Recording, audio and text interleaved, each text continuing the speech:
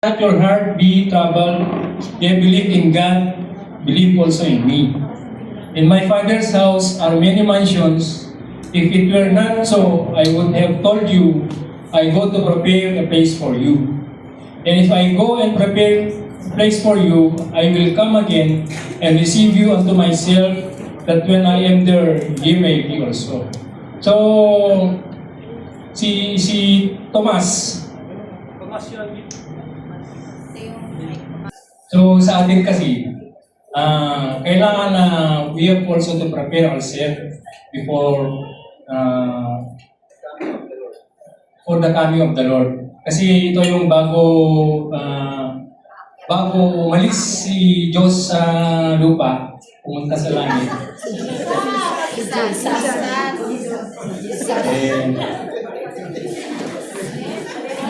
Si Jesus pala si Diyos. Pinapuhisan nyo kami. Kailangan we have to prepare. So, huwag tayo mabahala. Kailangan i-prepare natin ang sarili natin. So, ito yung supporting verse na ni-research ko.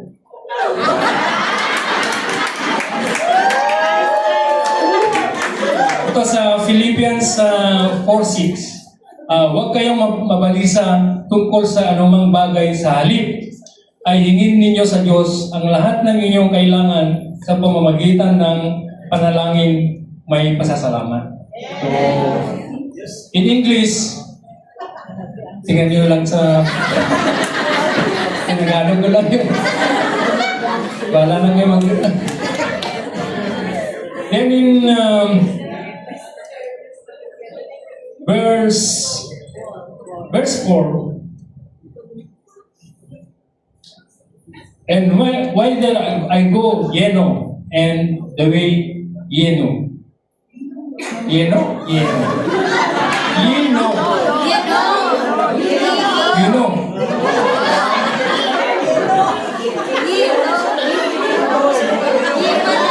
Meron na naman tayong verse supporting verse dito. Ang sabi, pangungunahan ka ng Panginoon at sasamahan ka niya, hindi ka niya iiwan o pababayaan man, kaya huwag kang matakot ni panghinaan ng loob. So, don't be afraid, sabi niya. Kailangan, sabi niya, huwag kang matakot at hindi tawag din na hindi ka mapahala. Parang, relax ka lang.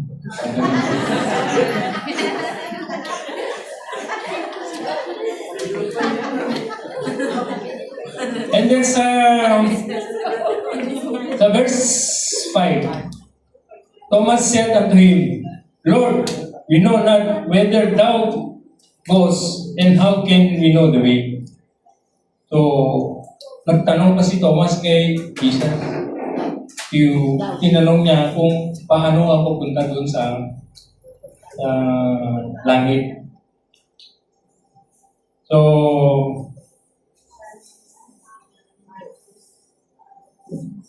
ang sabi niya, iisa lang ang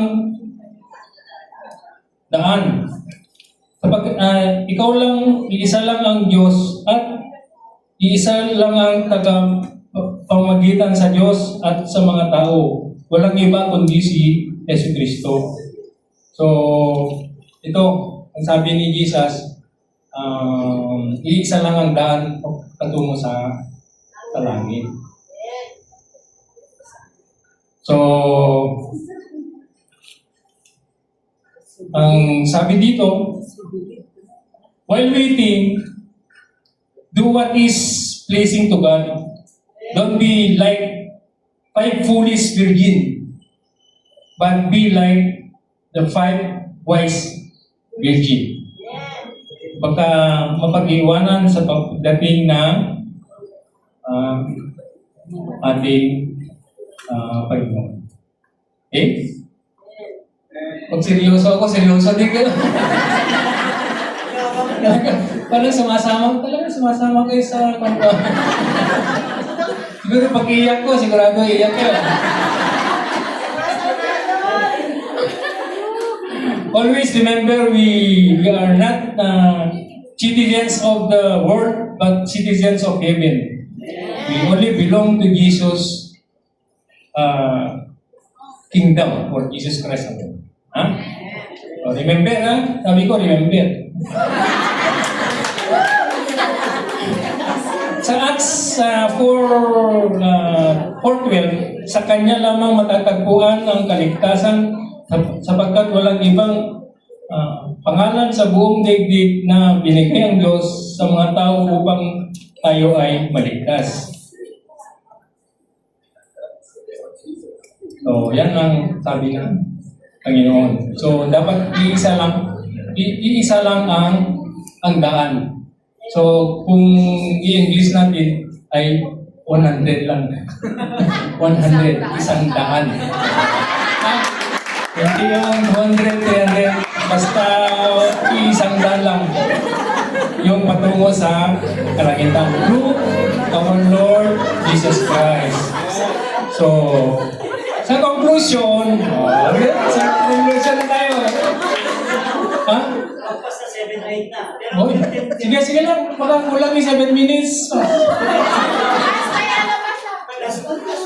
So, sabi niya, sa John 14:6, I am the way, the truth, and the life. No one shall come to the Father except through me. So, ito, ang ganda. Parang gumagumaan yung puso ko. So, anong gagawin natin? Para tayong makapunta sa langit. Ha? We have also to prepare ourselves. So, have faith in God, lahat gawin natin para sa ikalulugod ng ating Panginoon Yesu Cristo. Maraming salamat. Thank you. Bawat Panginoon.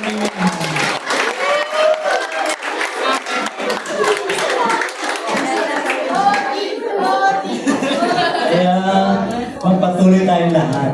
Okay? So, mamaya tignan natin kung sino yung pinaka magaling na tatay. Okay? Sakto naman yung time niya sa 7 minutes. Okay?